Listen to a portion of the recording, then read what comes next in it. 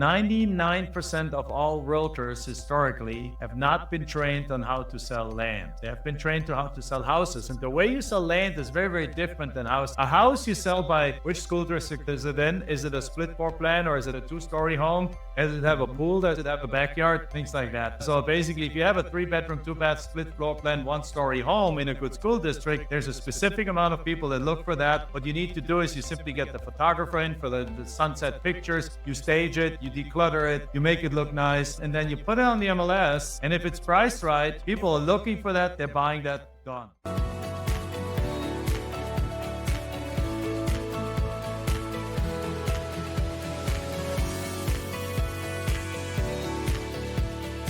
Hello, everyone, and welcome to the Journey to Multifamily Millions. I'm your host, founder, and CEO of Zana Investments, Tim Little. And on today's show, we have with us Jack Bosch.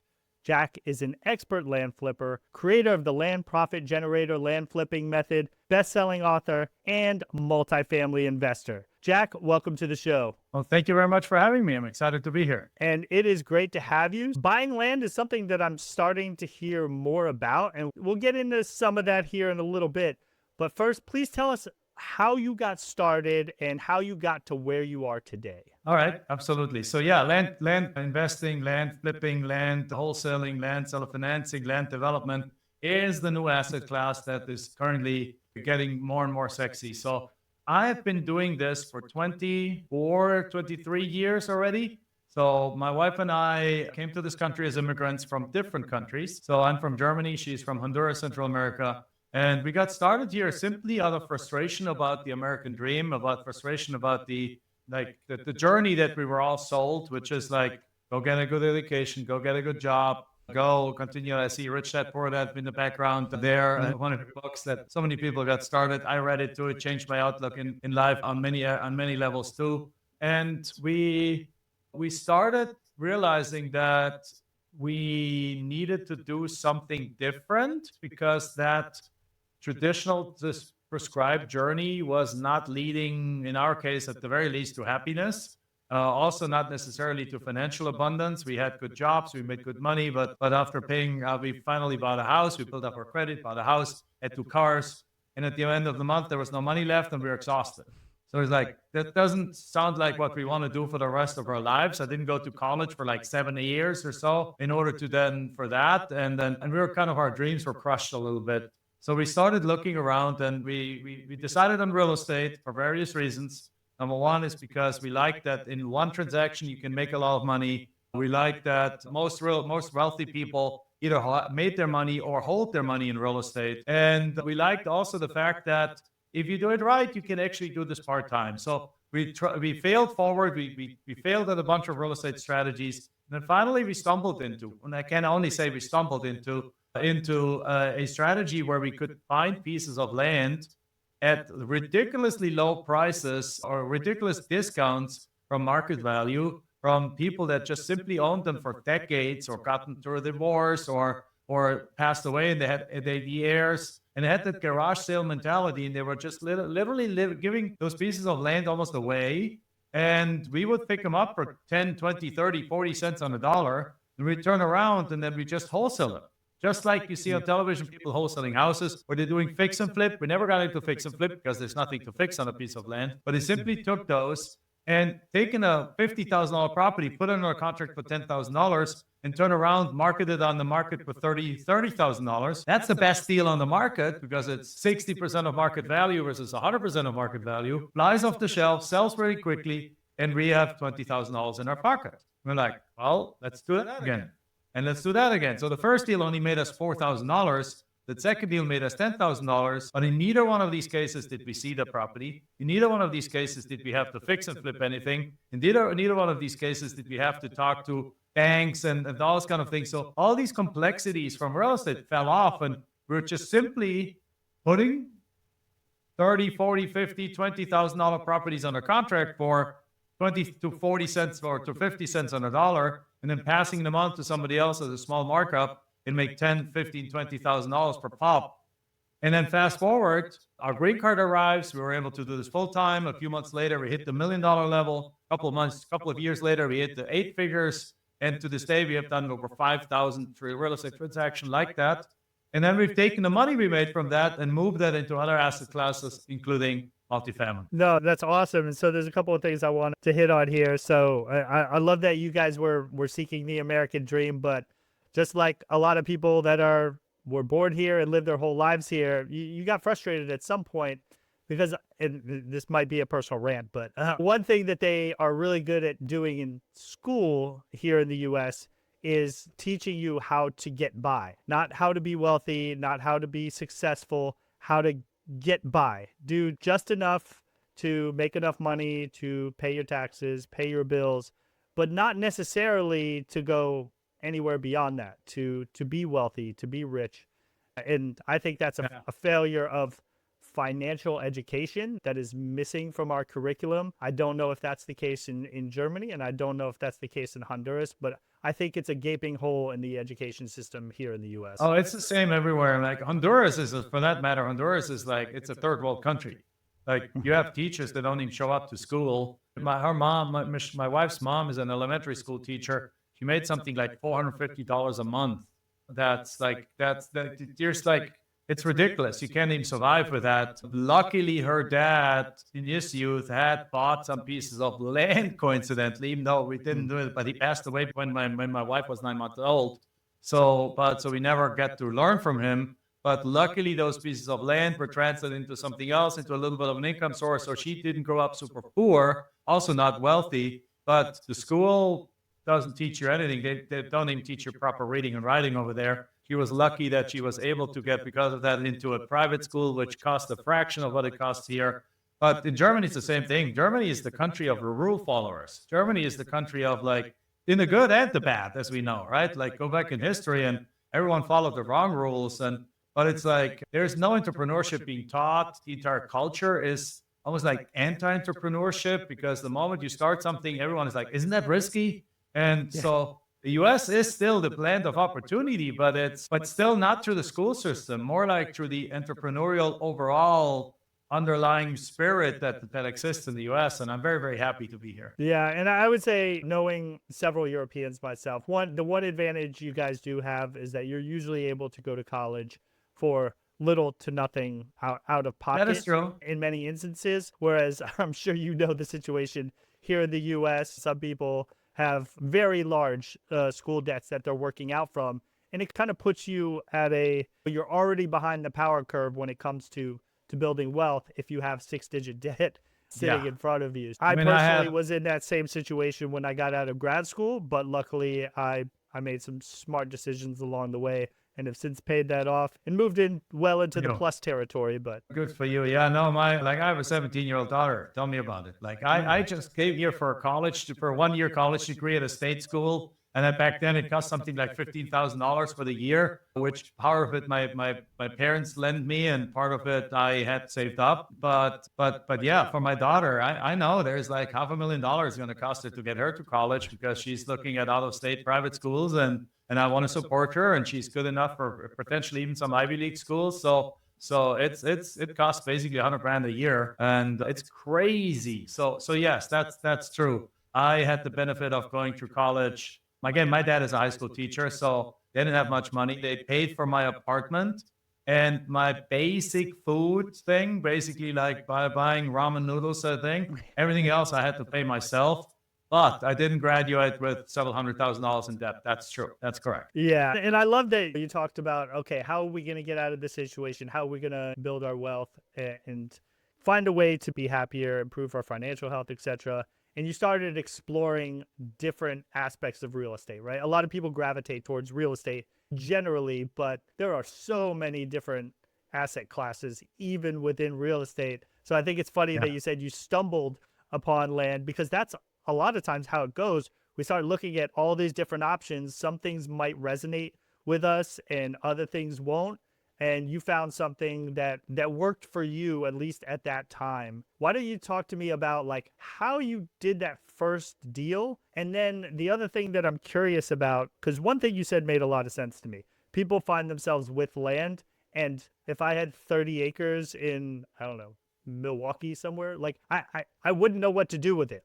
Like, exactly right. And so I think people are just like, crap, how much can I sell it for? Sure.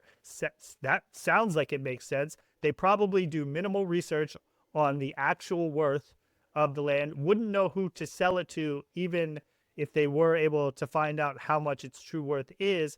And so they just sell it at bargain basement prices to someone like you. So one, tell me a little bit about that first deal. And two, who are the buyers, your end buyers? Are they? Absolutely. There's one extra, I'll tell you that there's one extra thing that I want to add to what you just said, which is many, and I'm sure the audience has that thing, so why don't you just list it with a realtor? And the thing is, many have, but 99% of all realtors historically have not been trained on how to sell land. They have been trained to how to sell houses. And the way you sell land is very, very different than houses. A house you sell by which school district is it in? Is it a split floor plan or is it a two-story home? Does it have a pool? Does it have a backyard? Things like that. So basically, if you have a 3-bedroom, 2-bath, split floor plan, 1-story home in a good school district, there's a specific amount of people that look for that. What you need to do is you simply get the photographer in for the sunset pictures. You stage it, you declutter it, you make it look nice, and then you put it on the MLS. And if it's priced right, people are looking for that. They're buying that. Done. You cannot sell land that way. Land is not being sold by saying, this is a 2-acre parcel over here, come buy it. Nobody buys it that way. So plus these realtors, since they don't know what to do, they simply go put zero effort into those listings. And that has changed in the last few years. But up until about 5 years ago, 99% of all realtors absolutely were horrible at selling pieces of land. And as a result, these pieces of land often didn't sell. Now, at the same time, we have developed a clear formula on how to list a piece of land. And step number one is you need to basically start with a good headline, an attractive headline. That basically that dream builds, where it's like 2 acres of paradise, like beautiful views, hiking, biking. I'm like, oh, I want to do hike, I want to bike. Yeah, what is this, right? And then after you do that, you need to show them what's around.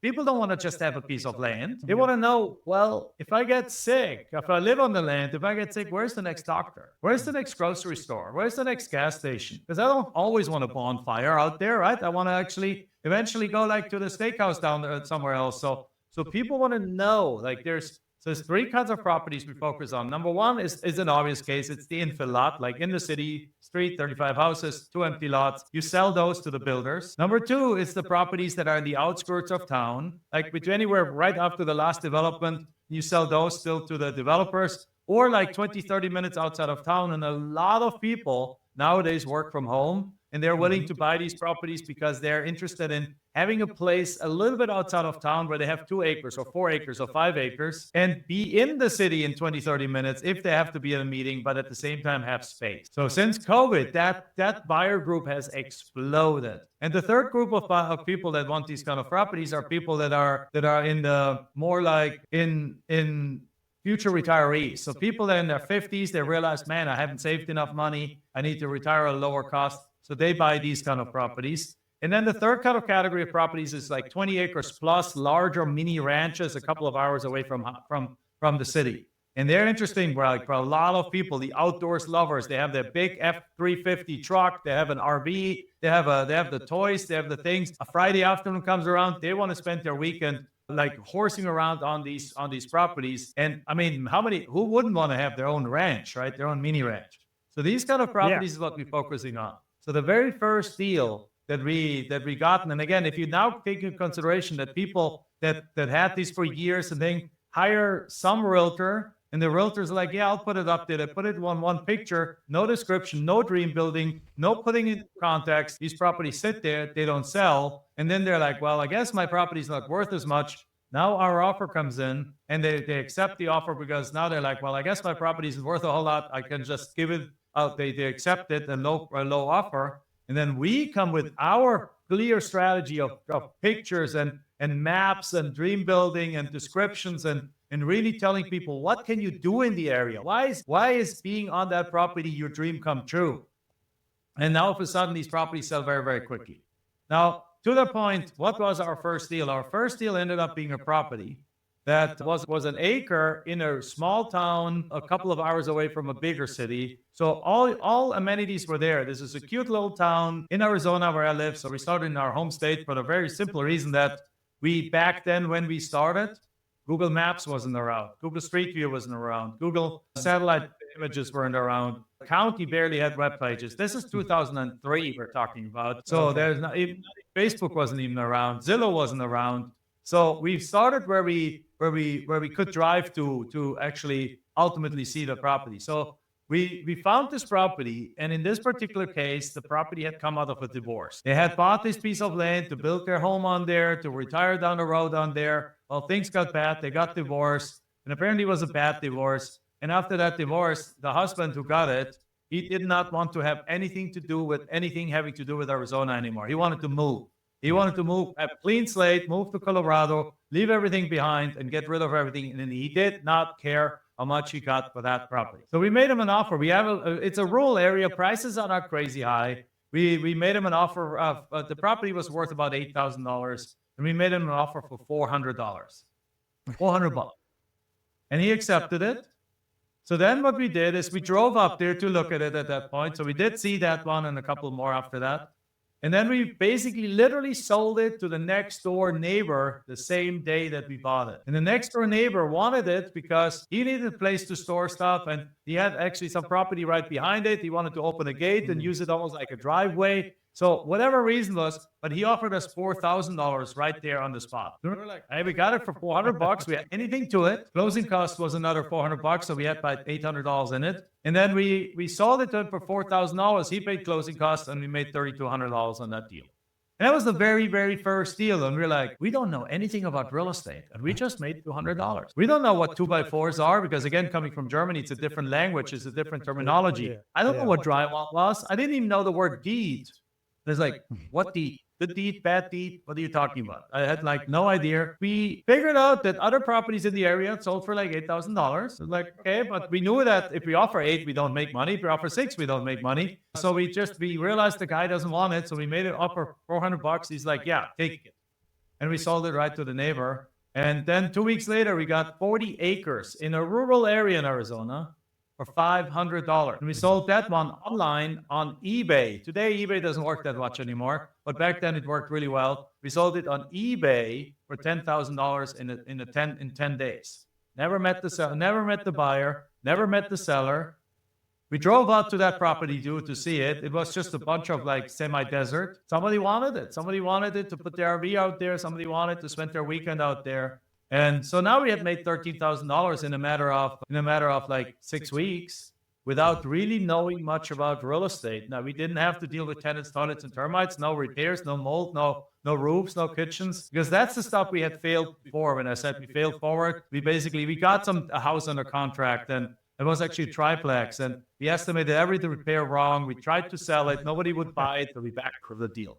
Bought some tax liens, and they were redeemed right away. We attended tax deed auctions, and we were outbid. But then we found this piece of land where there's a lot of people who didn't want it. In this case, this guy owed some property taxes, which was included in the $400. And he's like, he told us, I was ready to let this property go to tax sale and just let it go. And yet we were, so he was jumping on the opportunity to instead get $400 for it. Wow. And I'm thinking that it's almost dangerous that those first 2 deals were so easy for you, because it might give you like this false sense of security. They're all going to be like this. And I'm sure you have some stories where some of those deals were not all like that. And you're welcome to correct me if not, but no, I mean the majority, the reason why you get properties for 10 cents, 10, 20, 30, 40, 50 cents on a dollar is sometimes a reason like the one where it's totally simple deal, just a divorce kind of situation,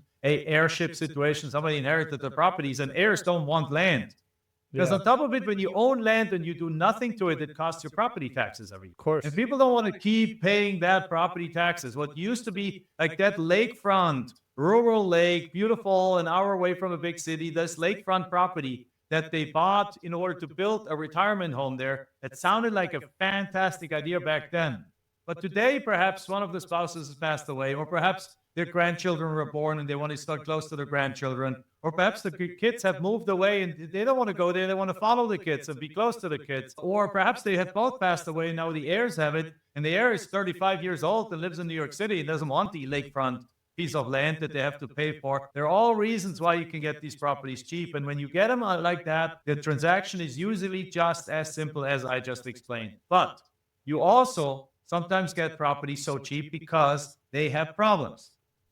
So sometimes the reason why you get them is because it's a convoluted heirship situation. When you got 8 heirs, they don't talk to each other. And now you need to go to probate and you need to help connect these guys and need to help getting sign off and things like that. And it's a little bit more involved. Now, the most I've ever dealt with is 16 heirs, but usually it's with that, we even let it go. We didn't even deal with it. But sometimes you have 3 heirs. Sometimes you have a situation that the heirs have no money and think it's going to cost, it's really expensive to go to a probate. So they don't do it. So they're like, hey, I can't sell it to you because it's not in my name. It's in my dad's name. And it's like, well, is your dad still alive? They're like, no, my dad passed away. Like, okay, well, then we need to do probate. And they're like, yeah, I know, but we don't have the money for it. And that's why they're giving you cheap. Now, that's an easy solution. You just initiate probate to the title company and have the probate attorney agree to be paid out of the sale of the property. Not every probate attorney needs to be paid up front. Many of them are happy to be paid 6-8 weeks later when the property sells. So there's reasons why you get those, but sometimes but mostly, like, I would say 70% of the 70% of the transactions are really simple. 10 or 20% have some simple things, and about 10 or 20% are more difficult to do. So what we typically do is we make sure we hire, even the difficult ones, it's usually title issues and the title company solves them for you. Right. So you just give them to the title company and they come up, oh, there's all these issues, and then you solve them. Now, we teach this also. We have a coaching company for that. So we provide a lot of support for our coaching students on these difficult deals, because after 5,000 deals, there's almost no title issue that has come in front of me that I haven't been able to solve. And so often it's actually if a title issue is so complicated that the title company doesn't solve it, they escalate it up. We look at it and we're like, oh, you need to do this, and then it's resolved. And usually the title company agrees and that they do that, and it's still a deal. But the point is, worst case scenario, simply back out of the deal. So in perhaps 1 or 2 out of 10 deals, you end up backing out because it's either the value is not there or there's other things and so on. So, but it does happen. But about 50-60% of the deals are actually fairly simple and straightforward deals. Yeah, and that makes sense. And I would imagine those ratios are pretty similar across a lot of assets, right? You're always going to have that one end of the spectrum that is just more headache than it's worth. But once you know what you're doing, then you know how to pick deals and vet them appropriately so that you're not picking the biggest headaches most of the time. Stuff will still happen, and it sounds like you have a ton of experience doing this, a couple of decades now. And at some point, it sounds like you decided to not change, but necessarily add on something to your wealth building strategy, which is investing in multifamily. So can you talk about how that started and how you first got into multifamily as part of your overall strategy? I'll be happy to. So the first time when we did this, it was when 2009 came around. I'm an avid student of real estate. I love learning. So I'm also a member of many organizations. So I'm a member of the Arizona Real Estate Investors Association. I recommend everyone joins AREA and attends their meeting, just if it's just for the networking purposes, because you get to know great real estate attorneys, great title companies, great money lenders, great and so on and so forth. Now, none of which you really need in the land space. We don't need to have you don't need to have lenders and things like that, because typically you take a deal, you put it under contract for $10,000, you sell it for $30,000, and you use the buyer's money to fund everything. You're doing what's called a double closing. Here, I'm gonna adjust the light on my camera here a little bit to make it a little bit brighter. And you don't need money for that. But so as a result, we love selling. We like to this day, we love selling our property one of two ways. One is the wholesale deal. The second way is seller financing. And seller financing is a way where we'd say, if you get this $50,000 property for $10,000, you can sell it as a discount, or you can also sell it at full market value and allow people to just make a down payment and then pay the rest in monthly payments. So we basically advertise a $50,000 property at $50,000, which under normal circumstances means it sits there for a while. But when you say, hey, you can get this $50,000 property, even if you don't have $50,000, you can just give me $12,000 down and finance the remaining $38,000 for the next 14 years at 50% interest with monthly payments of $500.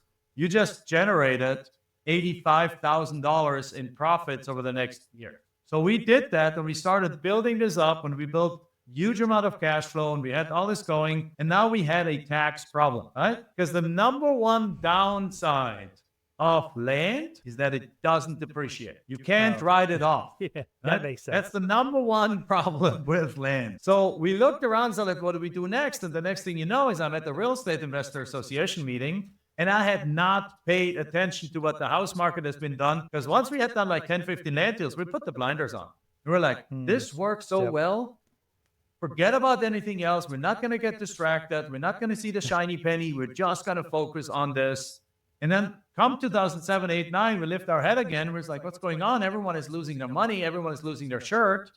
And we go to a RIA meeting, and they're telling us in the RIA meeting, the guys, they're talking about getting houses for $50,000. I was like, excuse me? What's going on here? But literally, I was like blind to the world. We were just in our tunnel, just focused on land, flip, land, like wholesale these land, sell, finance these land, build up wealth. And all of a sudden, we're like, well, oh my God, at this place, if a house sells for $50,000 and rents for $1,000, it's a no-brainer. So we started buying houses. We started buying buying like 50 houses over the next 2-3 years in different markets, and buying them cash, just buying them, and then driving cash flow from that. But then we realized this is a lot of hassle. Well, we also realized that if we can manage a portfolio in Phoenix, where we live, without seeing it, and we can manage a portfolio in Cleveland, Ohio, without seeing it, and in Omaha, Nebraska, without seeing it, why don't we jump the next level and go into the much into the bigger real estate, like multifamily, particularly 70 or 80, 90 units or more, where you can afford a full-time property manager, a full-time leasing office, meaning a full-time leasing manager, a full-time maintenance manager, because the number one thing that drove us crazy with the single families is that the phone constantly rang, emails constantly came in. This one needs a new heater. This one needs a new water boiler. This one needs this repair. The turn of this unit is $2,500. Is this approved? And we're like going nutty because of all the maintenance. So we figured if we go level higher into these larger multifamilies, I mean, they're not larger in the industry, but for us they were larger, then sure, we can be buffered from this level, and at the same time we can park our wealth in something that continues to go up if it's managed well, and at the same time get all these deductions and write-offs to buffer our income from our land business. That's why we got in. And also we started realizing that they were like, I'm at 54 years old right now. And when we started that about 10 years ago, 15 years ago with the single families, and then 10 years ago with the multifamilies, that we're like, you know what? As we go enter the second half of our life, I want to make sure that we put some money from that just sits in a bank account from flipping and move it into long-term generational wealth cash flow. So it's a combination of things. So we now buy multifamilies on our own. Some of them we syndicate with also with people. A lot of people that went to our coaching program are doing so well that they now invest with us. And so we syndicate some of those, we keep some of those, and as a result, though, we get more cash flow, we get the depreciation, and it offsets our income. So now we make money from land flipping, we have wealth that grows over here, and we pay very little tax. And I like that combination. Yeah, and obviously you hit a bunch of the highlights of investing in multifamily in general. What I find so interesting is that you're doing land flipping, but I hear similar stories about house flipping all the time as well. The people who have the stomach to continue doing it over and over again, they make a lot of money up front, but then they run into a tax problem, right? Yeah. Because it's anytime you flip, you don't get depreciation, obviously. But so that's the crux of it. That's the problem of it. So we add, and the key is that at that point that we decided to add this, we were now no longer novices in real estate. Now, given we had never fixed up a house and we had never managed a house and we've never managed a multifamily, but at least from a point of view is like confidence the language of real estate, the ability to analyze deals, and the network. We were there already. So now it was just a small jump from that to single families and from that to multifamilies. It wasn't like it would have been a humongous jump from the beginning, from zero to that, to us at least. But now it was like through land flipping, we became experts in some real estate. And then from there, we just needed to add another vertical to it, which was another learning curve. But it was definitely not as much as it would have been just going from zero. And that's why I really love what you said about, you admitting that you had the blinders on for a little bit. And there's that give and take that we get caught in with, hey, focus on whatever your asset class is. Like you said, don't get distracted by the shiny object. But at the same time, you have to be open-minded enough to see the benefits, drawbacks of other asset classes and, make a decision based on what you see there on whether it makes sense for you to dive into it. But you can't just close yourself off completely, because you may need to pivot at some point when the market changes dramatically, as it did, like you were talking about in 2007, 2008. You might need to shift the asset class or what you're investing in to be able to either take advantage of it or not get steamrolled by what's coming at you. No, absolutely. Now, and luckily for us, land continued to work really through the 2008, 9, 10 downturn. It just obviously prices went down, but demand for land didn't go away. So we were able to continue to flip land, as we call it, wholesale land, seller financing land. Well, just like instead of buying a property for 40 and selling it for 70, we would now get a similar piece of land for 20 and sell it for 35. So in other words, our margins were smaller, but we were able to ride it out just fine. And as a result, we have never stopped flipping land. We do this to this day. I can't really see an environment where we couldn't do this anymore. But at the same time, you're 100% correct. You always want to be alert, and you always want to be able to pivot the market. Now, with the one thing that has changed in the last few years is that the price levels of land, where the sweet spot of where you do deals, has changed. So when we started out, that $4,000 deal, the next deal was a $10,000 deal. Those kind of properties today do not sell on the market. And it's very simply because when after COVID, the inflationary period after COVID, or let me put it the other way.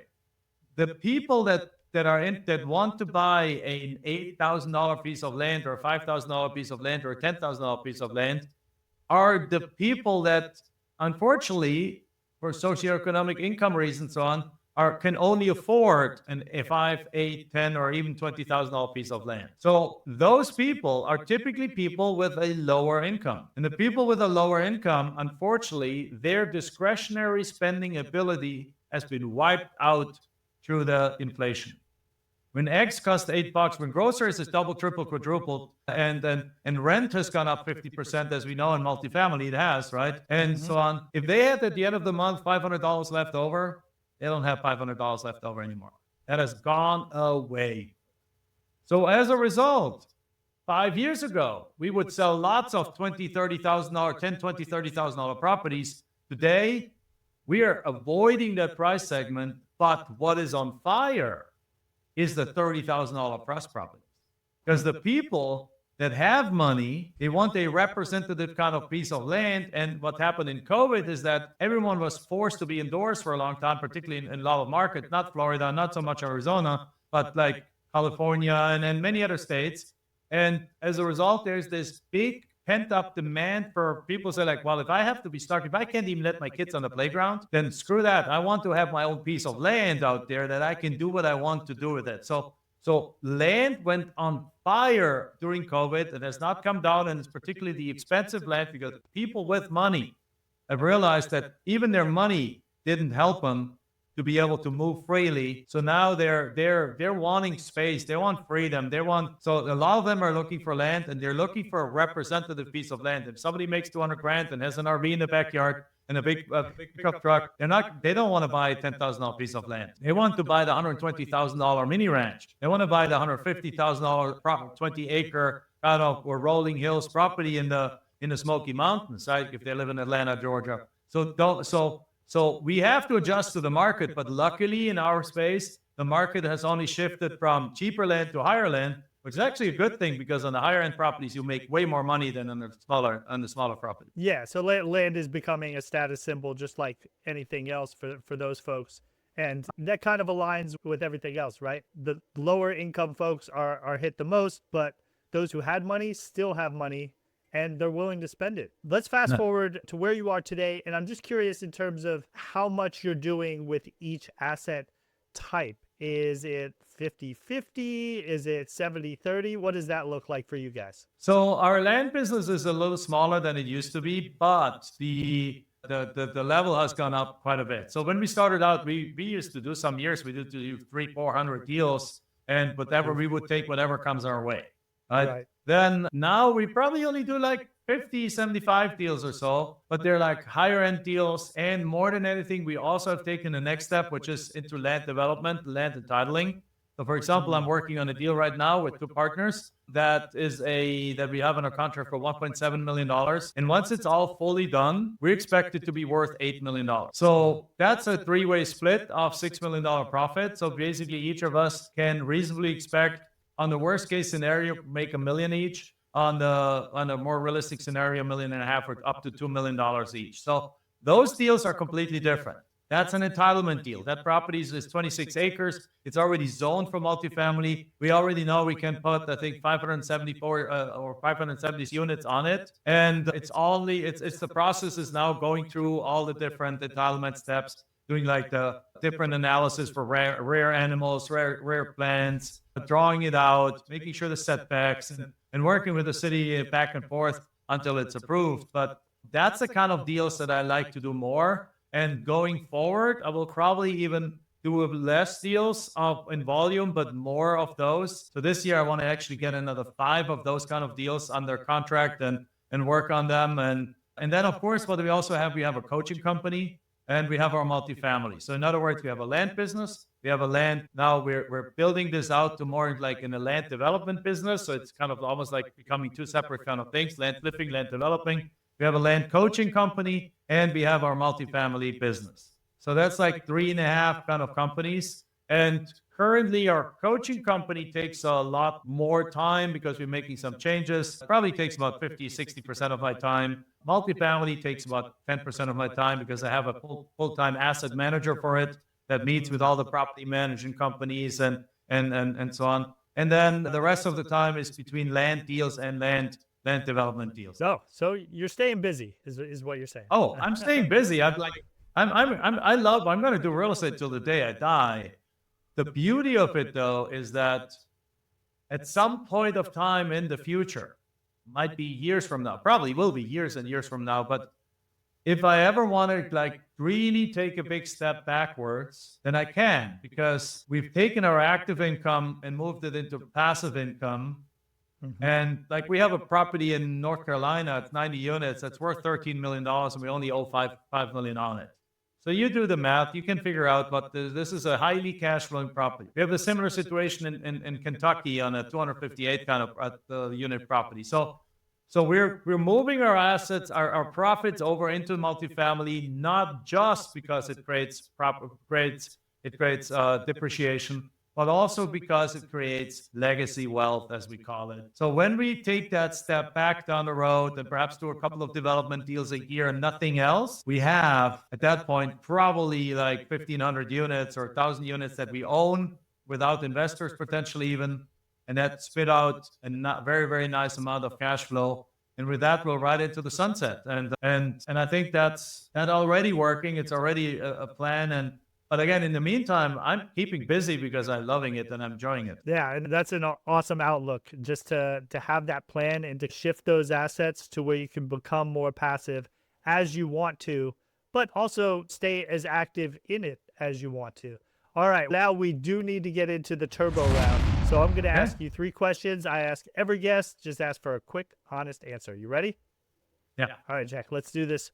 What is one red flag every investor should look out for? That's a hard one. I don't know, like on the land side of things, like be careful if the seller is too eager to sell the property, because it usually means they're hiding something. Right. There's also a bunch of land fraud out there these days. There's people trying to sell you properties that they don't even own. So be careful with that. Now, usually a title company will fix that and catch that. But if you have a situation where somebody's really eager to sell a property, really ask them extra questions, because there might be something going on that you don't know. It could be a great opportunity, because it could be that the owner of the property is like really severely ill and they want to make sure they sell the property before, well, unfortunately, perhaps that person passes away. So while they can sell sign and then it gets all tied up in probate. But it could also be that there's something wrong with the property. So you don't know, and make sure your alerts, your antennas go up when you ask a lot of questions. Yeah, absolutely. All right, second one. What is a myth about this business you would like to set straight? Like the number one myth, and I think I hopefully addressed it already implicitly, is that people think land is risky and expensive and it takes forever. And what they're talking about is land development. Land development can be risky, can be expensive, and can take forever. They're talking about the 5-acre lot or the 1-acre lot in downtown next to the skyscrapers that's worth $10 million. And if you get it, develop it, and build a skyscraper, and you do finish that thing in the wrong time of the economic cycle, you might lose everything. You might go into bankruptcy because you're losing $100 million.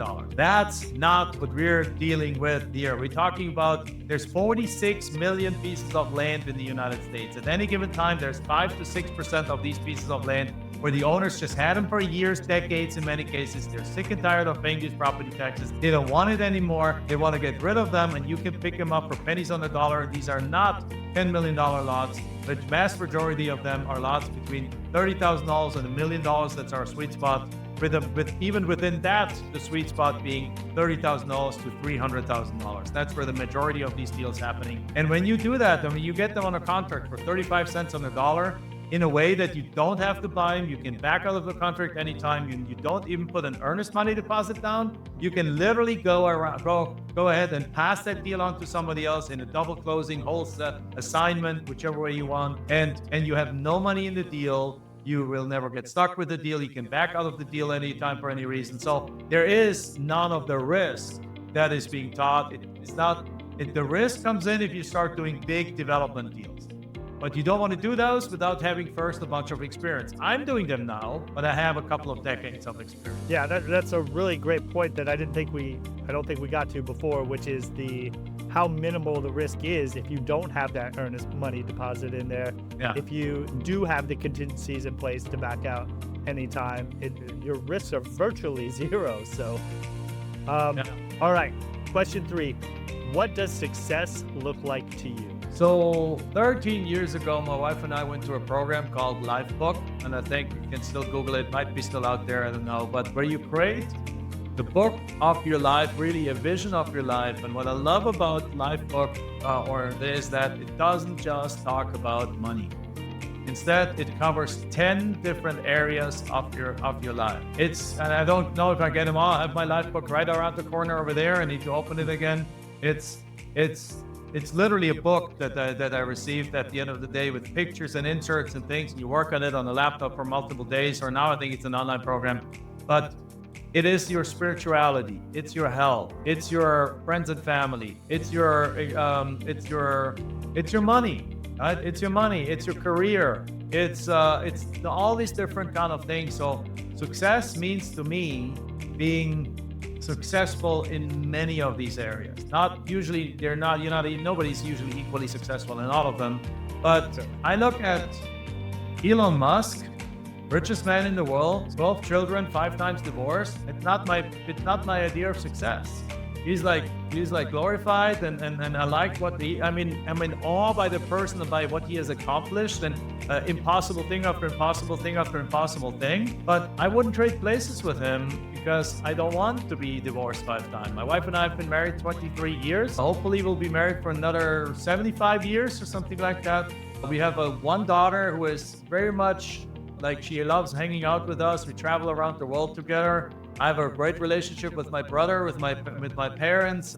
We have a circle of friends that are well trusted. We go work out. We live healthy. To me, This is my definition of success. And also be control of your own time. Very, very, very important. Most people are not. So success looks like, how are you doing in many of these things, not just in one? Yeah, a very holistic approach Yeah. to defining your success. I think that's awesome. Absolutely. Hey, Jack, this has been great. I thought it was really interesting going through your journey, starting with land, starting off easy, but then getting more complicated as your experience grew, and then how you transitioned into multifamily as well. Please tell our guests how they can get a hold of you and if there's anything else that you'd like to share with them. Yeah, absolutely. I would love to. So first, the easiest way to get a hold of me, obviously, I have my own podcast called The Jack Bosch Show. I'm not an egomaniac for calling me that way. I simply call it that way so that it's not tied to just one subject matter. So I want to talk about entrepreneurship. I want to talk about finance. I want to talk about real estate. I want to talk about different kind of things. So I just simply call it my name, like the Joe Rogan Show. I'm just not I don't want to put myself into his own league by far anyway, but it's a fun show. Talk about different kind of things. But in order to find out more about, you can follow me on all the social media under my name. But in order to find more about particularly the land investing, the land flipping side of things, you can simply go to Landprofit Fund. Fun like F-U-N, like having fun, like landprofitfund.com. There you get to a page where you can download a 30-day blueprint, which is like a 30-page detailed PDF that shows you exactly how this works and what the components are and so on. So you can look through it and see if this is something that you want to pursue at. I think it's a great foundational strategy to build income, to then do what we have done, to then get into multifamily and those kind of things, or passively invest in multifamily. That's why I say when we syndicate a deal, like last year we bought 91 units in Fort Worth, Texas. We needed to raise $3.5 million.